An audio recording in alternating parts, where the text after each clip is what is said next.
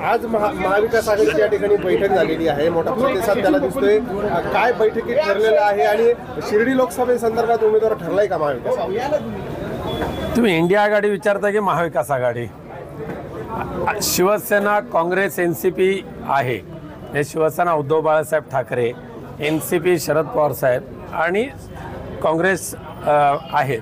ह्या पक्षाची इंडिया आघाडी झालेली आहे आणि इंडिया आघाडीची आज युवा सेनेच्या वतीने तिन्ही पक्षाची यूथ विंग जे आहे त्यांच्या आज बैठकीचं आयोजन करण्यात आलेलं आहे आणि येत्या 16 मार्चला या शिर्डी लोकसभा मतदारसंघाचे जे उमेदवार आदरणीय पक्षप्रमुख उद्धवजी ठाकरे साहेबांनी जाहीर केलेलेच आहेत, फक्त सामनामधून पेसोटी यायची आहे। भाऊसाहेब वागचौरे आणि इंडिया आघाडीच्या उमेदवारांच्या प्रचारासाठी ही युवा सेनेची वतीने युवा सैनिकांचा मेळाव्याचं आयोजन आज या बैठकीमध्ये केलं जाईल। त्यासाठी मुंबईवरून आमच्या उपनेत्या आणि युवा सेनेच्या कोर कमिटीच्या कार्यकारी कमिटीमधल्या शीतल देवरुखकर आणि त्यांचे सर्व सहकारी आलेले आहेत आणि चांगल्या पद्धतीने उत्साहामध्ये ह्या बैठकांचं आयोजन होत आहे।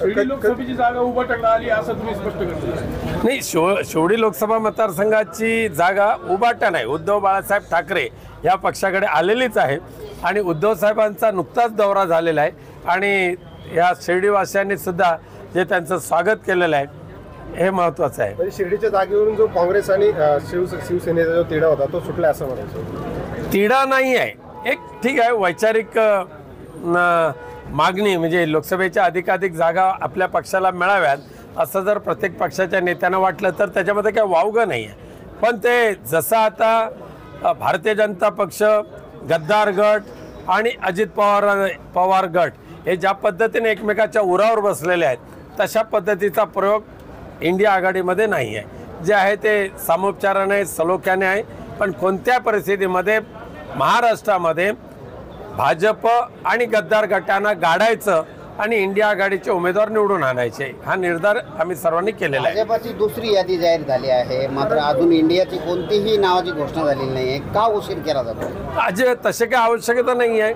ज्या ज्या उमेदवारांना आम्ही प्रोजेक्ट केलेले आहेत त्यांना त्या पक्षाने गोहेड दिलेले आहे।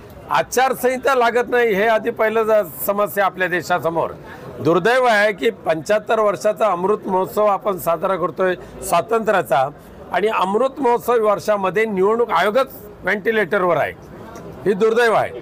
त्यामुळे जोपर्यंत निवडणूक आयोग येत नाही तोपर्यंत देशाची आचारसंहिता लागणार नाही, निवडणुकीचा कार्यक्रम जाहीर होणार नाही, मग उमेदवार जाहीर करण्यामध्ये काय अर्थ आहे? एकंदरीत भाजपचे जे तिकीट जाहीर झालेले आहेत 20, त्यामुळे कुठेतरी आता परतीच्या वाटेला अनेक जण लागले खूप आहेत। यस, तुतारी हातात घेत आहेत अशी चर्चा आहे। नाही, जशी मी सांगितलं की माझा रत्नागिरी सिंधुदुर्ग लोकसभा मतदारसंघ, शिर्डी लोकसभा मतदारसंघ, तसंच नगर लोकसभा मतदारसंघामध्ये सुद्धा आघाडीचाच उमेदवार येणार, भाजपचा नाही। तुमच्या मतदारसंघाचा विचार केला तर महायुतीत अजूनही संभ्रम आहे, त्यांना उमेदवार मिळत नाही, कदाचित ती जागा मित्र पक्षाला देण्याच्या तयारीमध्ये ते आहेत, कसं बघतात? भाजप दावा करते? नाही, आम्ही ठरवलेलं आहे आघाडीच्या मंडळीने काय कोणाला निवडणुकीमध्ये सिंधुदुर्ग रत्नागिरीमध्ये नाचायचं त्यांनी नाचवा। आता शिमगा येतो, आमच्या कोकणामध्ये शिमगा खूप मोठा असतो, त्यामुळे ज्यांना नाचायचं त्यांनी नाचा। 2.5 लाखाच्या फरकाने त्यांना आपटायचं आहे, एक रहित धरून त्यांनी नाचायला यावं। शिंदे गटाला आणि अजित पवार गटाला ज्या पद्धतीनं जागेची चर्चा होताना दिसते, कुठेतरी भाजप सोबत घेऊन त्या पक्ष संपवण्याच्या मागे लागला असं वाटतं? नक्कीच। भारतीय जनता पक्षाचा आजपर्यंतची कार्यप्रणाली जी पाहिली की वापरा आणि फेकून द्या, तशा पद्धतीने गद्दार गटाचं, दोन्ही गद्दार गटांचं विसर्जन लवकरच अरबी महासागरामध्ये होईल।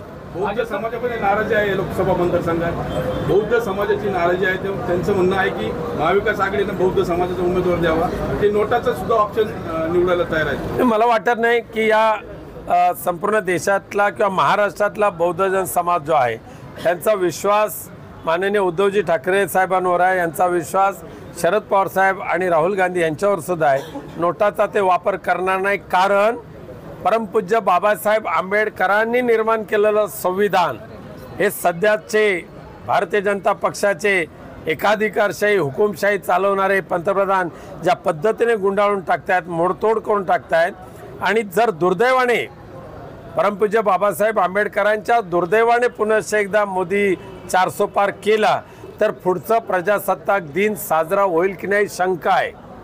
आणि म्हणून बौद्ध समाज हा जागृत आहे, विचारी आहे, तो आघाडीच्या उमेदवारांनाच मतदान करेल. आता सध्याची लोकसभा निवडणूक जर बघितली तर मराठा जे आंदोलन सुरू आहे जरांगे पाटलांचं काय परिणाम होऊ शकतो यावर? बघा, मनोज जरांगे पाटील आणि समस्त मराठा समाजाने आपल्या न्याय हक्कासाठी सुरू केलेलं मराठा आंदोलन हे सध्याच्या शिंदे सरकारने खिशात घालायचा प्रयत्न केला होता, गुंडाळायचा प्रयत्न केला होता, जरांगे पाटीलना फसवण्याचा प्रयत्न केला होता. परंतु जरांगे पाटील सुद्धा वेळीच सावध झाले. संपूर्ण महाराष्ट्रातला मराठा समाज सावध झालेला आहे, ओबीसी समाजाला पण कळून चुकलेलं आहे. त्यामुळे आपल्या मराठा समाजाचे आरक्षणाचे मारेकरी कोण असतील तर ते शिंदे आणि फडणवीस आहेत, हे आता मराठा समाजाला माहिती पडलेलं आहे.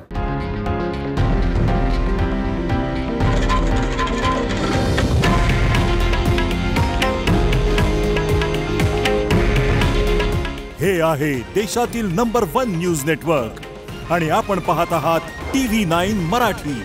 काळजी तुमची, हित महाराष्ट्राचं.